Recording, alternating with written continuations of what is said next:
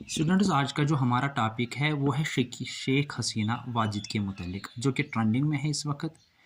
आपको पता ही है, ये बांग्लादेश की एक प्राइम मिनिस्टर हुआ करती थी, अब नहीं है क्योंकि इसने रिजाइनेशन रिसेंटली किया है।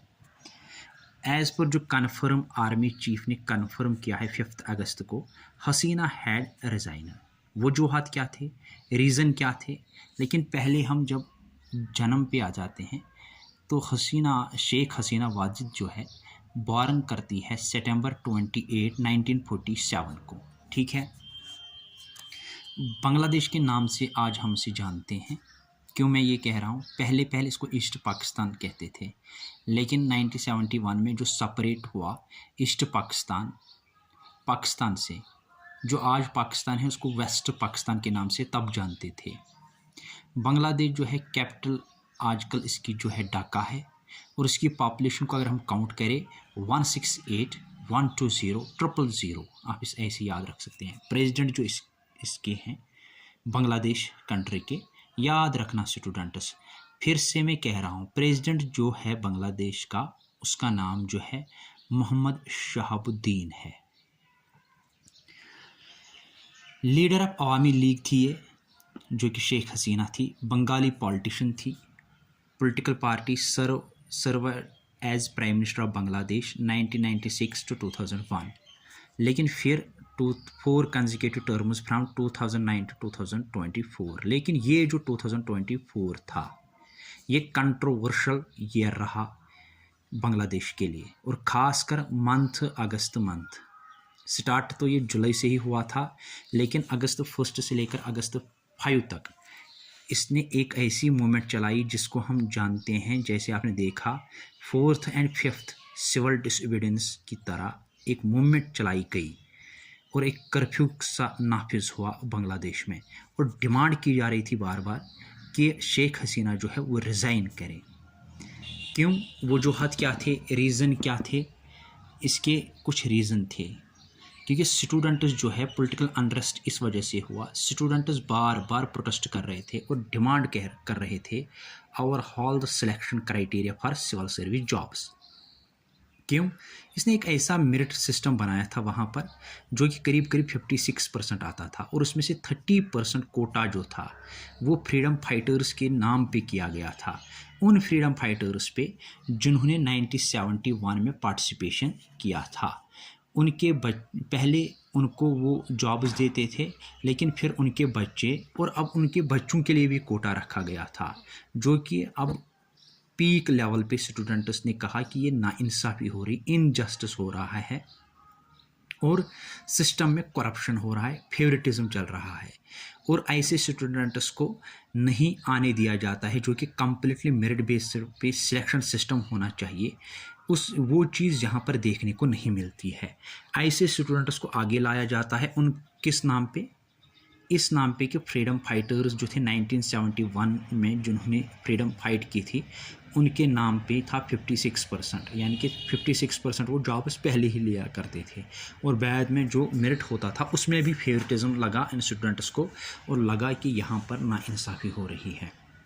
ये चला, फिर स्टूडेंट्स ने नहीं माना, सड़कों पर निकले, आंदोलन हुआ, प्रोटेस्ट हुआ, हर जगह जो है स्टूडेंट्स के मारे जाने की भी खबर हुई। एज़ पर ढाका रिपोर्ट अगर हम देखें, hundreds of people had entered the prime minister house.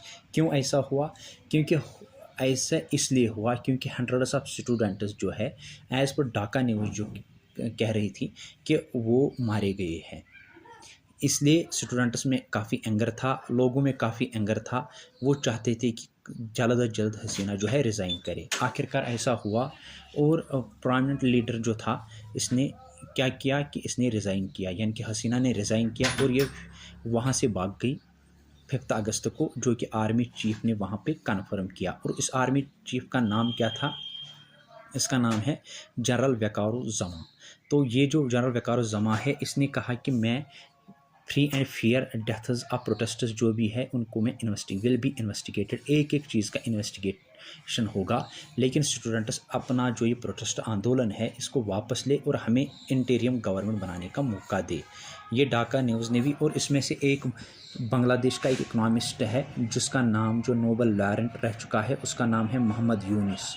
उसने लीड द इंटीरियम गवर्नमेंट का, और इसने स्टूडेंट्स को वादा भी किया है जो भी आपके डिमांड्स है उनको फिलअप किया जाएगा, एक एक डिमांड को मद्देनज़र रखकर बांग्लादेश के सिस्टम को अच्छा किया जाएगा। अब ये जो है वहाँ पर इंटीरियम गवर्नमेंट चला रहे हैं जो कि बांग्लादेश में इस वक्त चल रही है। अभी तक जो आज पर न्यूज़ हम तक पहुँची है उसमें ये बताया गया है कि मोहम्मद यूनिस जो है, नोबल लॉरेंट मोहम्मद यूनिस, वो लीड करेगा इंटीरियम गवर्नमेंट को। ठीक है, तो फिर से मैं कहूँ कि she resigned and fled the country. कौन? शेख हसीना, यानी कि इसके हस्बैंड का नाम भी पूछा जा सकता है, जो मैंने पहले कहा, शेख हसीना वाजिद। ठीक है, अब बांग्लादेश के मतलब अगर आप थोड़ा सा और जाने तो बॉर्डर जो है इंडिया स्टेट्स के साथ वेस्ट बंगाल वेस्ट में मिलता है, नॉर्थ में आसाम और इससे टच होता है, मेघालय से टच होता है, नॉर्दर्न ईस्ट से, और त्रिपुरा एंड मिजोरम जो है वो ईस्ट में आता है बांग्लादेश के। ठीक है, नेशनल लैंग्वेज ऑफ बांग्लादेशी जो है वो बंगाली है, और Indo Aryan group of languages है, रिलेटेड संस्कृत है। रूरल पॉपुलेशन अगर आप बांग्लादेश की देखोगे तो 68.3% है, और अर्बन पॉपुलेशन जो है वो 31.7% है। ठीक है, इसके बाद अगर आप देखोगे एक्सट्रीमली हाई ओवरऑल पॉपुलेशन है, 2500 पर्सनस पर स्क्वायर माइल, यानी कि 1000 पर्सन जो है स्क्वायर किलोमीटर में रहते हैं। ठीक है, ये था आज जो मैंने टॉपिक लिया आपके लिए बांग्लादेश के मुतालिक। मैंने सोचा स्टूडेंट्स भी बेताब हो रहे हैं और होना भी चाहिए इन चीज़ों के मुतालिक, हर चीज़ के मुतालिक जानकारी रखनी है, क्योंकि कंप्यूटर एग्ज़ाम्स में पूछा जाता है। कंपटीशन बहुत ज़्यादा है, पीक लेवल पे है, और मैं कोशिश कर रहा हूँ जितना मुझसे भी हो सके, और आने वाले टाइम में और ज़्यादा लेक्चर्स का टाइम बढ़ेगा, लेकिन ये आप पर डिपेंड है, आप कितना ज़्यादा इसमें इंटरेस्ट लेंगे और कितना ज़्यादा अप्रिसिएशन करेंगे और कितना ज़्यादा मुझे कहेंगे क्या चीज़ होनी चाहिए और क्या चीज़ नहीं होनी चाहिए लेक्चर में। ठीक है, थैंक यू।